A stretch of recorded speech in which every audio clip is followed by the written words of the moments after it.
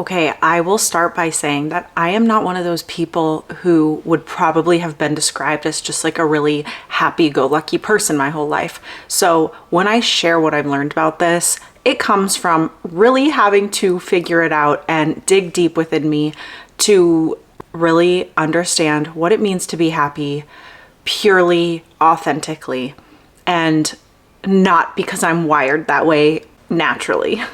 My name is Amy. If you are new here, welcome. If you've been here before, thank you for being back here with me. I'm filming on Sunday morning. It's one of those overcast, rainy days, and I've had a really hard time getting solid sleep the last few days, which is a little unusual for me. So I feel like I need to preface that because although this video is about happiness, I am feeling pretty mellow today. My catalyst for all of this, for my happiness and even being here in this space with you, started about 10 years ago. I've always been a seeker. I have always been looking for the deeper meaning in life. It was through that I was able to actually learn how to find happiness in a way that was genuine and in a way that was sustainable. And it all started when I stopped drinking. Now, that's not what this video is about, and I'm not going to get into that, but I'm just saying that because there was a very specific moment in time for me that was also my catalyst for my spiritual awakening. So whether you drink or not, you do you. It's just been such a significant part of my life that it matters here. It matters within this conversation. Also because it's like this timestamp for me, and I can look back to when I was still drinking and then life after. And once I stopped, I was not happier right away. I was actually more uncomfortable, more anxious, and had a lot more depression initially because I realized that I had to actually start looking at all of those aspects of myself and deal with them. Before I get into my 3 main points that have been the contribution for me finding genuine happiness, I want to say that a lot of times I think people are looking for some secret thing that all they have to do is figure out what this secret is and then they're going to be happy, or they're going to be wealthy, or they're going to be successful, or fill in the blank. A lot of people will not really want to do the work that is required to find this, but I'll tell you, I spent a long time of my own life trying to find these things, and I did explore different options, different avenues, and ultimately nothing was sustainable for me except these things. Take what works, leave the rest. But for me, I believe we are all souls having this experience, and being a human can be really challenging. I often find there's a lot more similarities with people than we think. And so a really great piece of advice I heard is to look for the similarities and not the differences. Okay, so the first one is look within. Now, let me explain this. I was seeking outside of myself for my happiness. It was never outside of me, and it's not outside of you. Yes, we can have really beautiful experiences with the people, places, and things outside of us, but ultimately, the sustainable, authentic, pure happiness that we feel, that we're all longing for, comes from within us. It is not going to be found by something outside of us because those things are not fixed. People change, things change, experiences change, and our happiness can't be dependent on these things outside of us that are ultimately going to change. We each need to figure out what's going on within us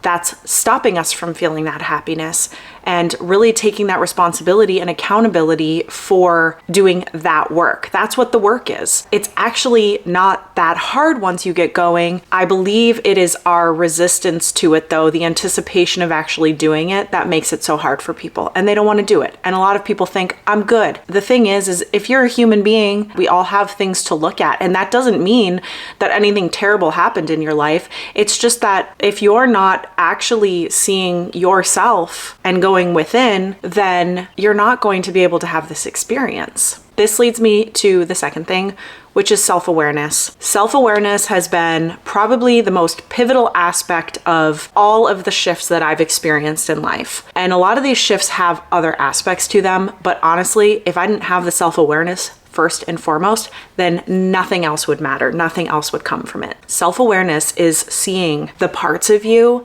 the beliefs, the judgments that are not yours, that are blocking you from actually finding that happiness and your joy, and allowing yourself to find that humility to explore it. I really think that this idea of happiness is so much easier than most of us allow it to be, but we don't want to do things like really see ourselves. We don't really want to find that humility. We don't want to take responsibility for our behavior. And again, this doesn't mean you're a bad person if maybe you have something to actually look at within yourself. Personally, I needed to look at judgments that I had about myself, about other people, about my life, about choices I have or haven't made.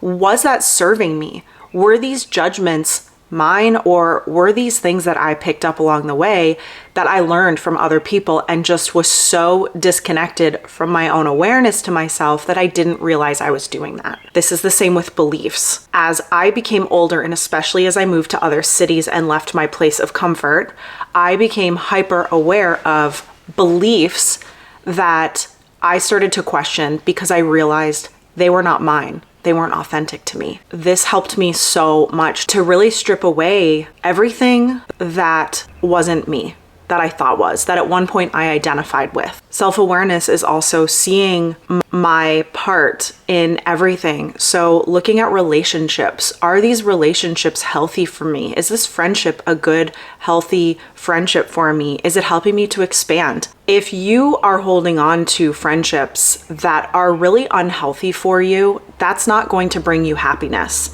But what will bring you happiness is very lovingly and gently and with compassion, navigating how you can shift that friendship, shift that relationship in a way that does serve you, that is healthier for you, that aligns with you and your joy, your happiness. You deserve that. We all deserve that. But oftentimes people go about things like that in a way that is not productive or kind or healthy, and it doesn't feel good. It's all in our delivery. It's all in how we do these things. Self-awareness, I mean, I've created videos just on this topic alone because of how significant it is, and I don't think we ever just have it and then it's there and it's just constantly clear for us. Like everything, I believe that it is an unfolding, a never-ending unfolding. You may have some really big aha self-awareness moments, especially at the beginning when you are really leaning into that, but that doesn't mean that you've got it all figured out. As you continue to navigate through life and different situations and relationships, you have more opportunity to deepen your self-awareness and how you are moving through the world and how you are reacting and responding to the world. And the more aware you are, the more aligned you are with your most authentic self. And that is where so much of our pure, authentic happiness comes from. Now, the third thing that I've touched on a little bit already, but is so huge in this, is recognizing your ego. With that comes humility. We are not our ego, but most of us identify with our ego until we have self-awareness. And that self-awareness comes from looking within. Our egos are often leading us and guiding us, and they certainly are if we are really disconnected from ourselves and on autopilot when it comes to most situations, especially if we've never really questioned our lives, questioned how we're approaching things, our beliefs, our reactions. Our egos want to protect us, and that's a good thing. Our egos help us to find our own unique preferences and personalities within this world. All of this is good, but the ego really gets out of hand when it's running the show, because that's not what it was ever meant to do. Becoming aware of your ego and how much that's guiding you through life, it's making a huge difference in your level of happiness. If you are identifying with an aspect of you that is not actually who you are, then again, that's almost like looking at something outside of you because it's not sustainable. Our egos compare us to others. They are reactive. They hold on to memories of the past. Our egos are comparing, judging, and very dissatisfied most of the time. Having humility is being willing to see yourself for exactly who you are, even if that feels really uncomfortable, even if it feels a little embarrassing. And I think that that's why a lot of people avoid doing this kind of work, because they don't really want to feel those feelings. But you know, once you start to feel them once or twice, it goes away. And so does the behavior that causes that. It's just about that awareness to it. The part of you that is authentically you is the part of you that becomes aware and is able to actually observe your ego and say, oh, I don't want to believe that or feel that or judge in that way. I want to feel happiness. And it is through that part of us, which is our higher self, our soul, that we are able to start really deepening that alignment to what our pure joy is. Because it's also being able to figure out what is true to you and not doing things and leading your life because that's what someone else is doing. It's of course so easy to look at someone else and say, well, they look happy, so I'm going to do what they're doing and then I'll feel happy too. But another one of my favorite quotes I've learned many years ago is, don't compare your insides to somebody else's outsides. People may appear really happy, but that does not mean that they are. And you have no idea what's going on with them. So that's just one huge aha moment that I had when I heard that, of really being able to gain more self-awareness and see where my ego was trying to do all of the comparing and tell me that if I did this, that I would feel better, because I tried that for a long time too, and that also didn't work. And you know, I wasn't actually going to talk about this, but after everything I've said, this is really coming up for me right now. But another thing that's been really helpful for me, and this is definitely connected to ego, is not taking things personally. Because again, this is like looking outside of us as well to find that happiness. If we're putting our ability to be happy on others and others change, when we take things personally that other people are doing, it completely affects our mood and how we feel. When we take things personally, we believe that other people are making decisions based on us. And they're not, just like you're not making your decisions based on someone else. Because ultimately, when you have a reaction to somebody else, when someone has a reaction to you, if you really dig into what that's about, it has nothing to do with the other person. Oftentimes we think it does, but that is just kind of the surface level. When you go deeper within that, you realize that your reaction to someone else is you.